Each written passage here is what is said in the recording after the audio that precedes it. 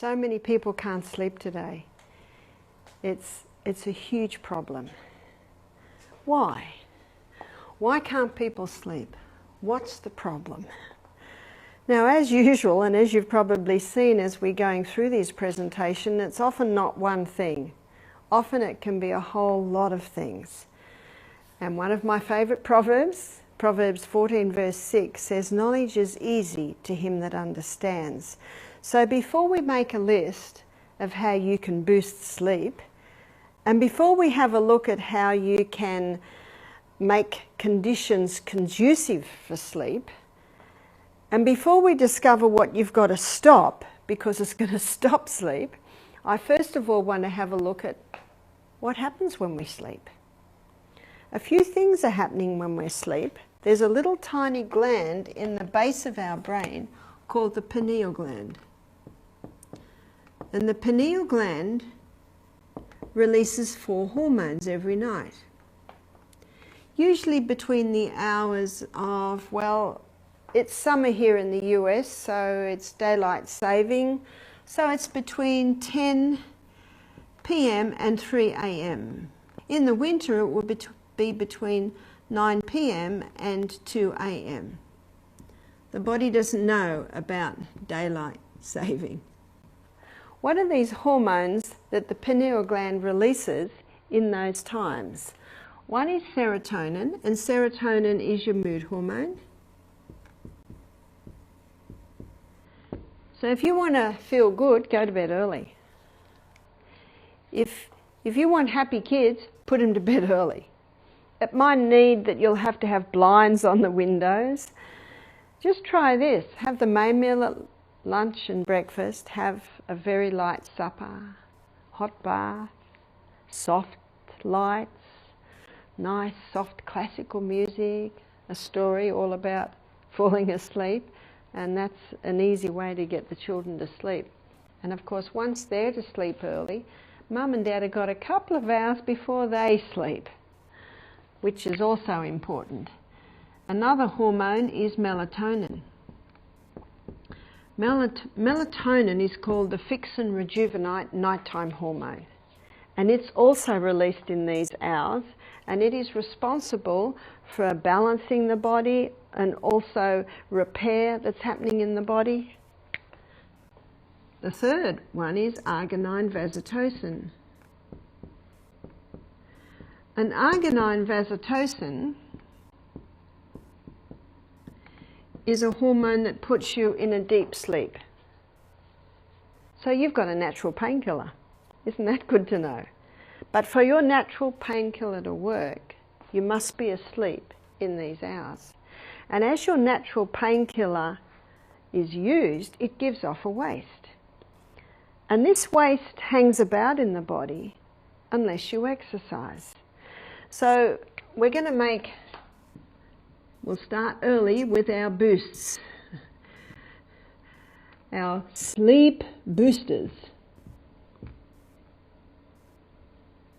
And as we go through the illustrations I'm giving you, we'll add to our sleep boosters. Exercise.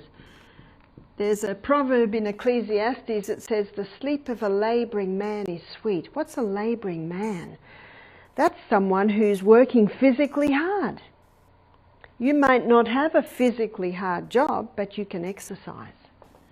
And the exercise that is the most powerful at boosting sleep is your high intensity interval training. Now this exercise is also the best exercise to create a little perspiration.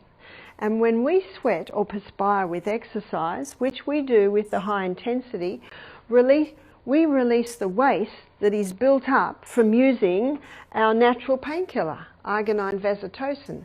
So the next night when we lay down to sleep, we've got a fresh dose of arginine vasotocin. Arginine vasotocin is not only our natural painkiller, but it puts us into a deep sleep. Epithalamin is a hormone that's released in these hours, and epithalamin increases learning capacity. And I think everyone wants to increase their learning capacity. And I talk to the teachers, I say, can you tell the children that had late nights? They said, oh yes. They don't seem to be able to catch it. They don't seem to be able to retain. I said, oh, they're lacking their epithalamin. And I believe we never should stop learning. We should be learning new things right up until the day we die. So to be able to learn new things right up until the day we die, we need to be going to bed early to ensure that we're getting proper amounts of epithalamin. Epithalamin not only increases learning capacity, epithalamin slows down aging. And everyone over the age of 25 likes that one. In fact, they have found, especially in people who are in professions where they don't get a lot of sleep, let's say rock singers. You know, they're not going to sleep till 2 or 3 in the morning. They age very, very quickly. They also have done studies that have shown that late nights, regular late nights, can have a similar effect on the body to even drug addiction and alcoholism, which we both know are damaging to the body. So the pineal gland will release those hormones every night, but we have to be asleep. We have to be asleep for those hormones to be released. And there are some things that can stop the release of those hormones. Stress, that's probably not a surprise to you, that stress can stop it. And lights, if the lights are on, you see light and dark signals are fed through the optic nerve to a control centre where it communicates with the pineal gland. And that's why when the sun goes down, our brain and our eyes know it, because it's those light and dark signals that are communicating with the body clock centre of the brain that communicates with the pineal gland. So it's those light and dark signals. It's also the tides that also influence this happening in the body, which is why it happens in those hours. So it's important to sleep in the dark. It's important that if you have a night light, it just be a very dull light in the corner. My daughter always used to put a Himalayan salt lamp in the hallways for her little ones, so that if they woke up in the night, there was a soft glow coming from the hall and they could find their way to the bathroom. So that soft light will not interfere with it. Moonlight will not interfere with it, but it's the bright lights that interfere with it. And I think this is having a contributing factor why people aren't sleeping well. Because since the electric lights, you know, the house is lit up at night. And it's not that we don't have any light at night, but go for your soft light. Go for your soft lights at night. It was probably in about the early 50s, maybe late 40s, scientists were doing experiments on rats to know more about sleep. And what they found that there were periods of night where the rat's eyes were moving fast, and there are periods of the night where the rat's eyes were still. And they had microbes connected to the brain, and this is how they worked out that when the eyes were moving rapidly, the brain was moving. But when the eyes were still, the brain was still. And what they discovered, as they looked at this, they discovered what exactly was happening in the brain. They called the still time non-rapid eye movement time, and they called the busy time rapid eye movement time. And what they discovered was that in non-rapid eye movement time, there was a courier service. So what do I mean by a courier service? Well, all through the day, everything that happens to us through the day is stored in our short-term memory storage unit, which is the hippocampus at the back here. And while we're sleeping in non-rapid eye movement time, there's a courier service that is taking that short-term memory unit memories up to the long-term memory unit, which is in the cortex at the top. So that's the courier service, moving the day's memories up to the long-term storage unit. What's also happening in rapid eye movement time is a cleaning system. Now this cleaning system is called the glymphatic system. And the glymphatic system is made up of glial cells. And there are more glial cells in the brain than brain cells, and we've got 1 trillion brain cells. So what's the glymphatic system cleaning up while we sleep? Waste from neuronal activity, waste from the combustion of oxygen and glucose at the cellular level. So there's a fair bit of waste with the running of the brain. In rapid eye movement time, we've got a filing system. So in the filing system, this is where the brain files all the memories that came in through the day. Dr. Matthew Walker, in his book Why We Sleep, he explains it in detail. He's got a lot of research up his sleeve, this neurologist. He's an atheist, but he says regarding this filing system, he says it's almost as if the brain has an intelligence. It certainly does, because there's a creator God that put these systems in the body. What also is happening in rapid eye movement time is dreaming. There's been many theories on dreams, isn't there? I know when I studied psychiatric nursing, there's all sorts of theories that come in about dreaming. But Dr. Matthew Walker, he states that what they found is that dreaming's important for the brain to know how to file. So with dreaming, you might be gathering things from long ago, a year ago, what happened 2 weeks ago, what happened this morning. All of these things come together in a fairly jumbled way. I think you'll agree with me. Some of my dreams can be quite crazy. And they all come in a certain way to be able to file. And what they also found, that it's almost like quite an orderly system on how everything is filed. And if something happens to us through the day and we did not like it, maybe it had upset us, then it's actually put in a negative file. And if something wonderful happened through the day, maybe you met friends and you had a beautiful meal together, that's a very pleasant experience, that can be put in a positive section. What's also happening in rapid eye movement time is there's a consolidation of the things we learnt through the day. A consolidation or a confirming of the things that came in. That's happening while we sleep. This is also invention time. I don't know about you, but my best inventions, my best ideas come early in the morning. Early in the morning. The mind is fresh, it's been cleaned up, it's ready to go. What Dr. Matthew Walker found, and the research he looked at and his scientists, that this happens in 90-minute cycles. What he also found was it's not negotiable. We should be having 8 hours every night. We're going to have a look at what happens in those 8 hours. 8 hours sleep every night. And I'm going to show you why it should be 8 hours, and I'm also going to show you where it should be, especially considering what we've looked at here. So your 8 hours could be 8 p.m. to 4 a.m. It could be 9 p.m. to 5 a.m. It could be, at a stretch, 10 to 6 a.m. There's your 8 hours. So let's start with, we're going to do 9 to 5 here. That's probably one of my favourites, 9 to 5.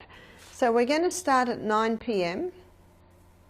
This is the first 90-minute cycle to 10:30. So from 9 to 10:30, the non-rapid eye movement is the most active. There's your rapid eye movement. So at this time of night, it's about 80% non-rapid eye movement and 10% rapid eye movement. From 10:30 to midnight, you've got 60 non-rapid eye movement, 40 rapid eye movement. From 12 to 1:30 a.m. you've got about a 50-50. So there's your 50 non-rapid eye movement, 50 rapid eye movement time. Can you see what's happening? Little by little it's turning. So from 1:30 to 3 a.m. now we've got 40% non-rapid eye movement time and 60% rapid eye movement time. And from 3 to 5, your last 2 hours, you've got 20% rapid eye movement and 80%. 20% non-rapid eye movement, 80% rapid eye movement from 3 to 5. And I think you'll agree with me, if you wake up at this time of night, say anywhere between 2, 3, 4, you usually remember your dreams. You wake up at midnight, you don't usually remember your dreams because it's actually not happening at that time. So can you see the importance of sleeping in these hours? Because when you sleep in these hours, all of these systems that are absolutely vital for the proper functioning of the human body, not only the proper functioning but the healing of the human body, but the incredible effect that it has on the mind. Dr. Matthew Walker, he showed that people with Alzheimer's, amyloid plaques, if every case of Alzheimer's they found amyloid plaques building up in the front part of the brain. That's where your reason, intellect, judgment is. But he also showed that if you're going to bed early, your glymphatic system, your cleaning system, helps to prevent the build-up of amyloid plaques. And he quotes 2 very famous people who boasted of only 5 hours sleep a night, who spent their last 15, 20 years with severe Alzheimer's. And one is Margaret Thatcher, Britain's Prime Minister, and also Ronald Reagan, who was one of the US presidents. They boasted of 5 hours sleep a night. And of course that 5 hours sleep doesn't usually start at 8 o'clock, does it? That 5 hours sleep is usually starting at 1 or 2 in the morning. I am not saying, and I don't think Dr. Matthew Walker is saying, that it is the only contributing factor. There can be several contributing factors, but I don't know about you, but I don't want to get Alzheimer's, so I'm very happy to do such a small thing, which is go to bed early. He also tells the story of the man who put together the periodic table. There are last couple of little equations, he just couldn't get it. So he decided to sleep on it. We never say wake on it, do we? We also always say sleep on it. And when he woke up in the morning, it was there, he had it. Also, he gives the story of a famous pianist who just could not get this little bit. He practiced and practiced and he decided to just leave it, have a big sleep, got up in the morning and he just played it beautifully. So it intrigues me how that happens. And after reading Dr. Matthew Walker's book, where in detail he goes through these things, I now understand. Knowledge is easy to him that understands. So when you understand how these processes, the pineal gland with its secretions, which also plays a role in what the non-rapid eye movement and rapid eye movement times are doing in the night, you now have the knowledge on how to give the mind and the body everything that is conducive for a good night's sleep.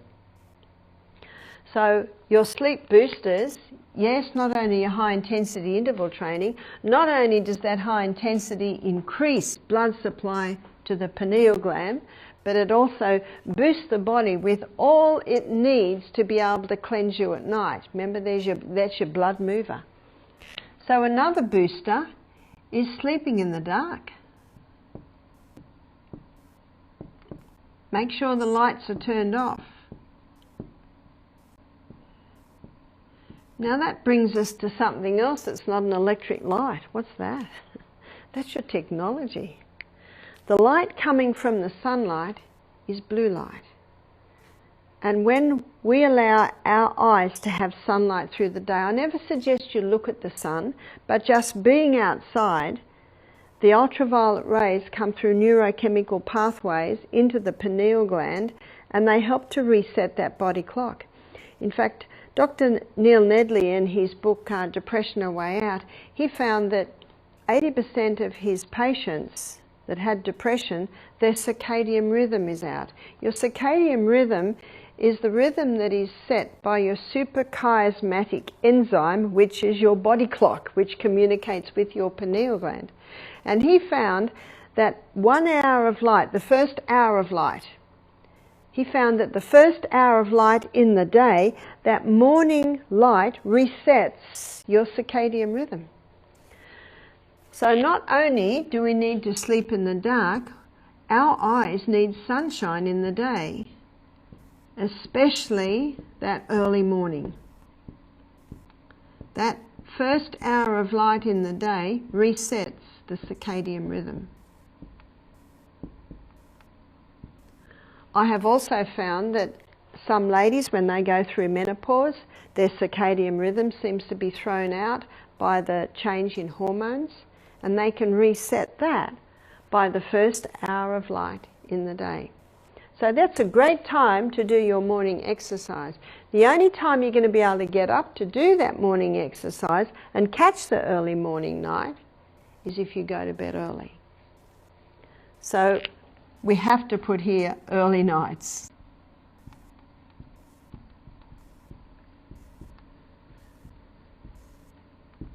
So make sure the kids are in bed by 7:30. Their mum and dad have got a couple of hours by themselves, and yet they can still get to bed by 9:30. And then everyone wakes up in a happy household because they've all got their serotonin while they sleep. Let's go back to sleeping in the dark. It is estimated that 80% of Americans sleep with their phones. That's a little scary, isn't it? And the pillow is no protection against that electromagnetic field. We should be sleeping in an electromagnetic-free zone. That's where we should be sleeping. So we're going to make a side issue here called the bedroom. Okay, let's have a look at the bedroom. To have a room that is conducive for sleep, we need to be having, yes, fresh air. So please sleep with your window open. To get fresh air, it is important that that screen is clean. Have you ever wiped your fly screen with a white wet cloth? Have a look at the colour. Those screens catch dust. And that fly screen ideally should be washed once a month. Fresh air is also dependent on a pillow that is not old or mouldy, so check your pillow. Every pillow should have a pillow protector on it. It's much easier to wash the pillowcase and the pillow protector if you've had a very sweaty night than to wash the pillow. Have you noticed when you buy a pillow today it's got a date on it? I think it's 2 years. Every 2 years you should buy a new pillow because we lose a lot of moisture in the night. And that also explains why I suggest pulling those blankets back for the first hour in the day. Make your bed after breakfast when the bedding has had an air.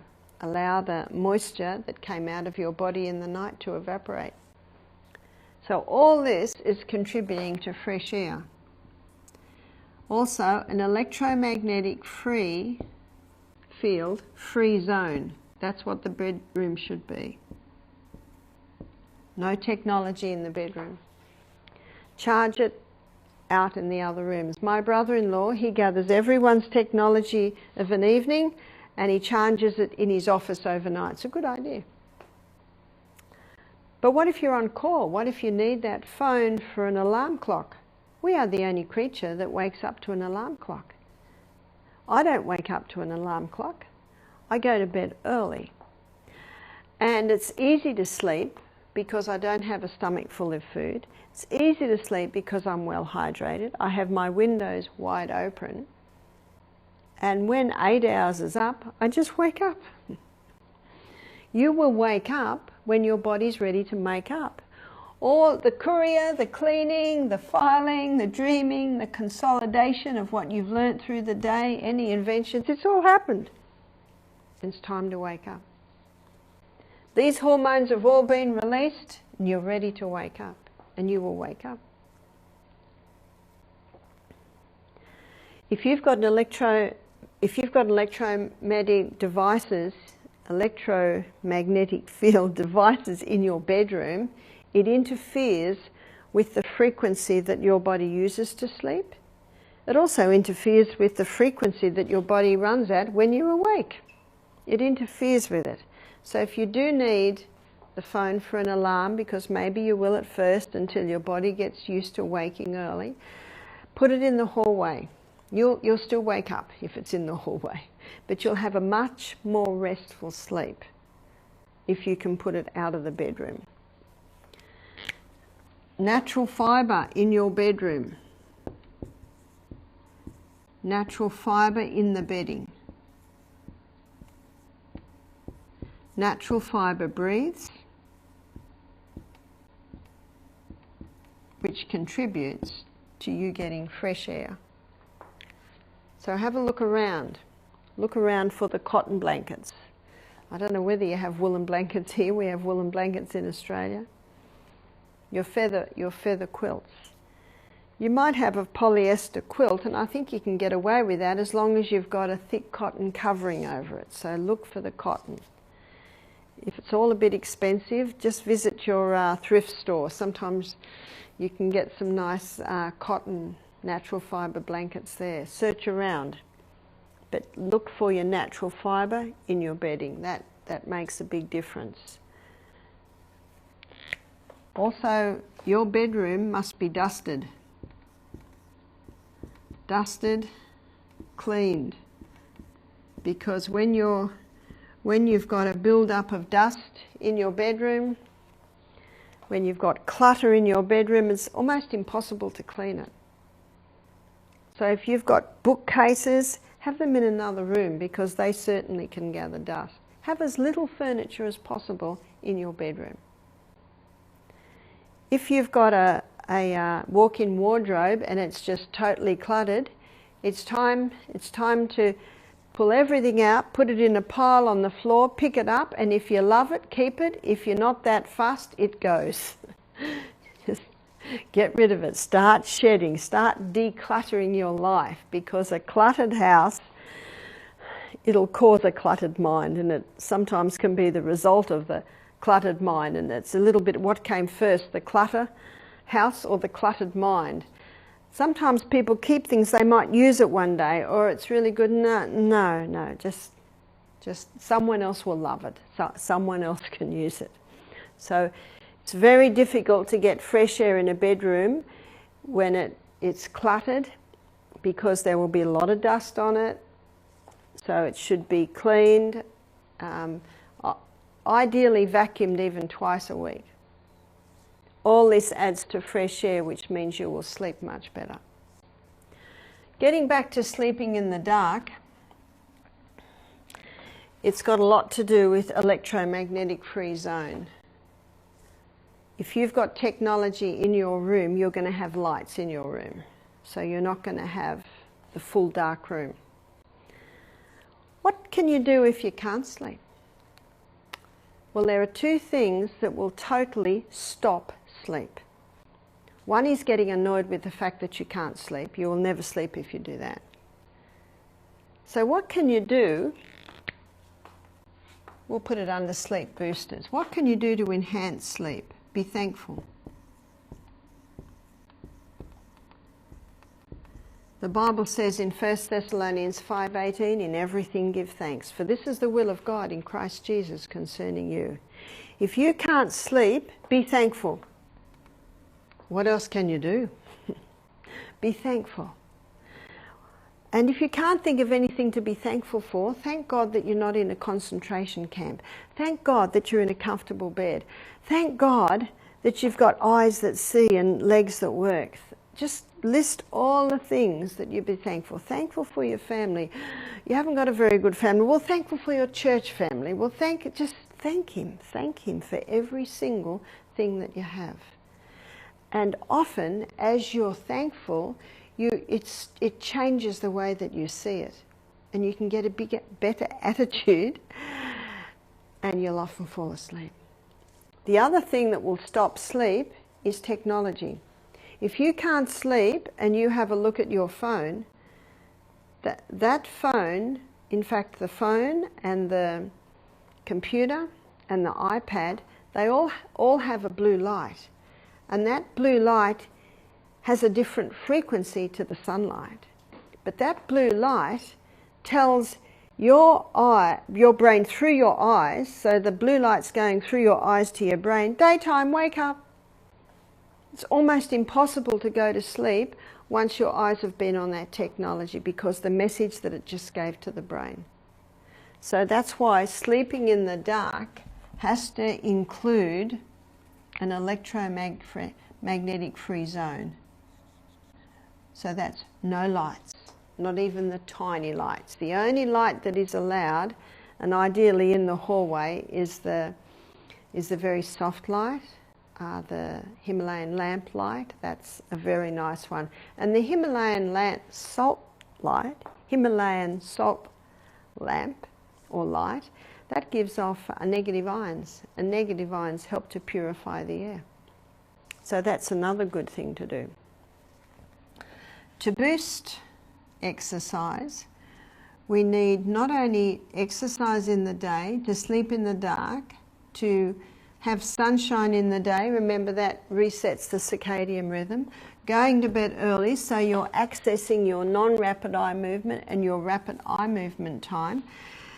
And being thankful. As you fall asleep, be very thankful. Thank God for all the wonderful things in your life. But also, nutrition.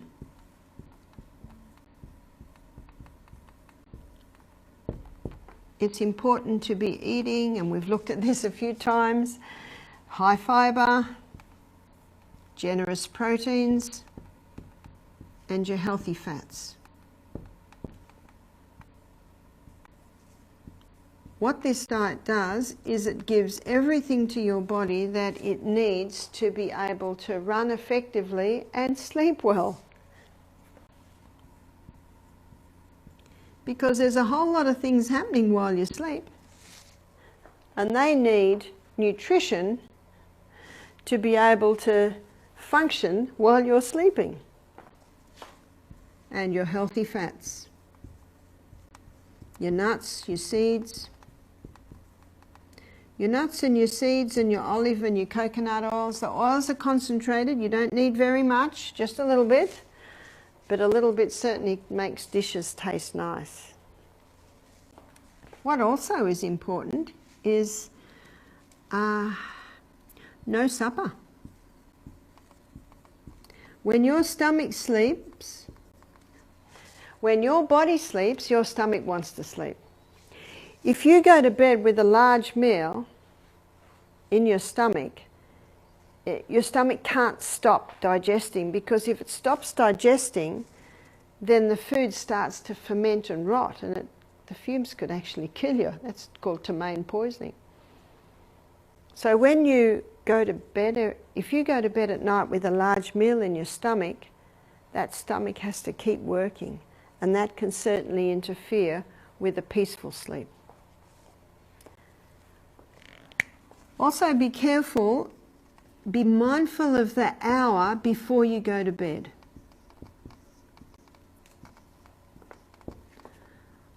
Of the last hour. If you're watching a horror movie or something wild on television and you turn it off, it's almost impossible to just instantly calm down. If you're answering emails just before you go to bed and that light's been there, it's very hard for you to calm down. After reading Dr. Matthews' book on why we sleep, I changed the times that I do emails. I used to always answer emails of an evening because in the afternoon I wanted to garden, I had a whole lot of things to do. But after reading his book and looking at the effect of what that technology has on our eyes and thus our brain, I now do my emails in the afternoon. In fact, when that sun has gone down, that's when I close my iPad. That's when I stop answering the emails. Because answering the emails of an evening is giving messages to your brain, which is preventing your brain and your body as a whole starting to wind down. A lot of bodies are wearing out because they're not getting the restorative and regenerating effects of proper sleep. And this is one of the reasons so many people are suffering from insomnia. Sometimes when people implement all of this, they still can't sleep. So I've got some good news. You can rewire your brain. How do you rewire your brain? You actually are very thankful that you now know what to do, and you're very patient. So so not only being thankful, but being patient. Remember, Rome wasn't built in a day, and if you've been going to bed at midnight for the last 10 years, you're not going to be able to suddenly just go to sleep. But you can start getting your body into the habit of winding down. When the sun goes down, that's when you start winding down.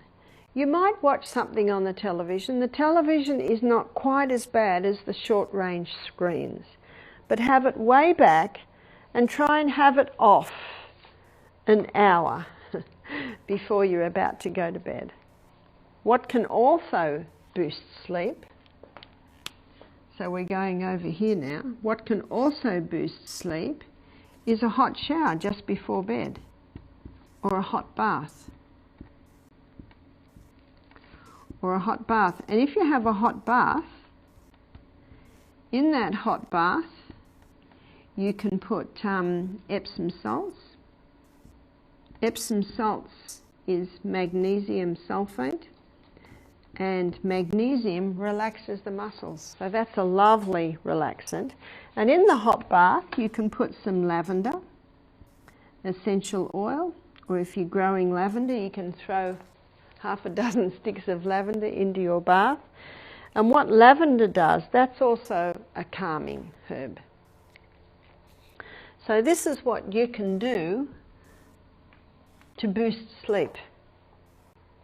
It's very similar to actually what we've looked at in those 8 laws of health, isn't it? Something else what we haven't done is a stop. So what have we got to stop? And it's probably not a surprise to you to know that caffeine is one of the biggest sleep disruptors. And some people take alcohol before they go to bed to put them to sleep. It might put you to sleep, but you'll be waking with half-charged batteries, because what alcohol does, it inhibits the release of those hormones. And what caffeine does is it inhibits the release of those hormones. Because what caffeine does is it stimulates a crisis response. And when a crisis response is stimulated in your body, it's all systems go. So in the afternoon, evening, we should be winding down. But if coffee or tea is taken, all systems are revved up to go. So the caffeine and the alcohol must stop. Refined sugar. Refined sugar has a stimulating effect on the body. Another food that has a stimulating effect on the body is meat. And how many people have a steak with a bit of red wine and a sugary dessert and a cup of coffee after their meal? No wonder they can't sleep. They don't realise it, that they're doing everything to wake the body up, to stimulate the body. It's time to wind the body down. I was reading an interview of a 116-year-old man, and they asked him what were his secrets of long life. He said, I rise with the sun and I go down with the sun. It was easy to do way back then because there weren't many electric lights and there definitely was no technology. But once this is understood, steps can be made to check that we have everything that is conducive to sleep. So we'll also put, here's another sleep booster, is soft music.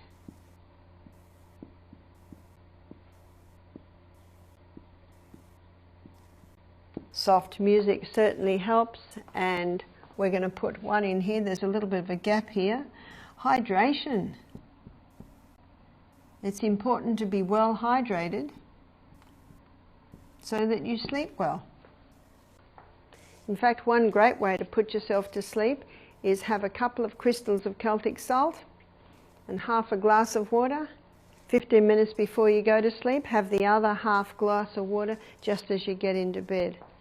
And that 3 crystals of Celtic salt, or 2 crystals, if you're not used to it, it has 3 magnesiums in it. And magnesium is a muscle relaxant. Relaxes the heart, relaxes every muscle in your body. So now we're going to have a look at what you can do if you cannot sleep. Absolutely all the sleep boosters have to be looked at, and absolutely the bedroom needs to be addressed. But there are some things that you can take. So here are some remedies. Some natural remedies to help sleep. Magnesium. I have had several people say to me that they take magnesium at night, say 500 milligrams, and magnesium citrate is the most absorbable form of magnesium, so that can be taken of an evening. Also, some people have found that the herb valerian has helped them to sleep. Valerian is a mild tranquilizer, a mild sedative. It's probably the strongest, and we have a mix that it's a glycerin tincture mix that we mix together, and it has passion flower.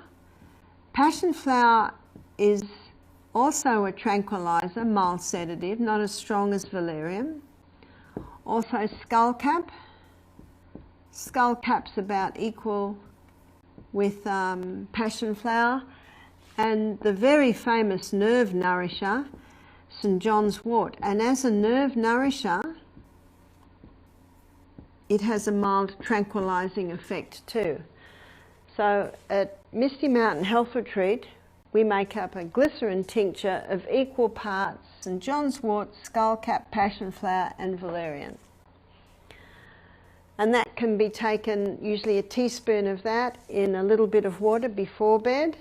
And some of our guests that have a lot of trouble sleeping, we'll give them another dose to take in case they wake up in the middle of the night. But we have found if they can take the attitude of gratitude when they wake up and be very thankful, and do not look at their phone, put it out of reach, out of the bedroom, and lie there and think about everything in their life that they can be thankful for, they can be little by little get their body back into the habit of sleeping. So the hydration's important. The condition of the bedroom is very important. Implementing all of these tips to help with sleep is vital, and we've seen many people once again resume the ability to sleep. Something that I have found has helped quite a few women is taking the Anna's wild yam cream. The Anna's wild yam cream is the cream that boosts progesterone. And progesterone is your relaxing, calming hormone. If a woman's been on the pill for a few years, even if it was 30 years ago, that pill causes a rise in estrogen, which displaces progesterone. This also explains what's happening in the menopausal women. They've got a displacement of their progesterone. So if they can go on the Anna's Yam cream, which will boost progesterone, and remember progesterone, that's your happy hormone. Progesterone helps induce sleep. And I've had some ladies say to me that since they've been on the Anna's Yam cream, they've certainly been able to sleep a little bit better. Sleeping is vital. We cannot function without it. What Dr. Matthew Walker showed, he had some fairly confronting figures there. He showed that 10 nights of 6 hours sleep a night, 50% less cognitive performance and 50% less physical performance out of the body. He also explained how if you have 4 hours sleep a night, you know it, you do not feel good at all. But if you have 6 hours sleep, you almost feel okay. So the scary thing about 6 hours sleep is the person doesn't even realise they've lost their edge. He also shows how that there are more accidents on the road to sleep deprivation than alcohol. Doesn't mean that alcohol's okay, but he said more accidents happen with sleep deprivation because with alcohol, the person's drunk and they see some red lights, at least they make an attempt to stop. Or there's a corner, they make an attempt to turn the corner and it's often not very good and maybe an accident happens out of it. But he said with sleep deprivation, the person just falls asleep. So they're not even able to try and slow down. They're not even able to try and turn the corner. And as he points out, there seems to be a lot of media attention on don't drink and drive, you know, and certainly there's fines for drink driving, but not a lot about sleep deprivation and driving. You're far better if you're feeling tired to pull off on the side of the road, put the seat down and just even have a 10-15 minute booster. I find myself, all I have to do is fall asleep, and then when I wake up, I find that I'm a lot better. If I'm feeling a little bit sleepy, I can jump out on the side of the road, well, off the road a little bit, and do even 30 push-ups. And also have your water by you, have your salt by you. Dr. Matthew Walker, they also did another experiment. They had 20 students, and 10 students had 6 hours sleep a night, and the other 10 students had 8 hours sleep a night. All learnt the same thing. And it was new information that they did not know previous. They were tested 3 months later and they found that the students that had the 8 hours sleep a night, they retained almost 50% more compared to the students that had 6 hours sleep a night. And what he shows is that when you're missing out, I've rubbed off the rapid eye movement time. Remember it's getting to the early hours of the morning, that's the consolidation, that's the confirming of the things that you have learnt through the day, even learnt over the last few days. So when you learn new things and you have a full 8 hours sleep a night, it allows your brain to confirm or consolidate those things that you've learnt through the day. In fact, I think it was in Oxford, he's an English neurologist, they asked him to do a paper on sleep for the students. And he talked about these things. He talked about going to bed early. He talked about a fresh air in the bedroom. He talked about hydration. He talked about if you need to study, go to bed at 8, get up at 4. You've got 2 hours peak study time right there. And if you're feeling a little sleepy, have the rebounder by you and jump on the rebounder just for a minute every hour, and that will spark it up. Or even an exercise bike, and drink that water. How much do you retain when you're falling asleep at midnight? compared to how much you retain early in the morning when your brain has already had its reviving and its regeneration in the 8 hours sleep.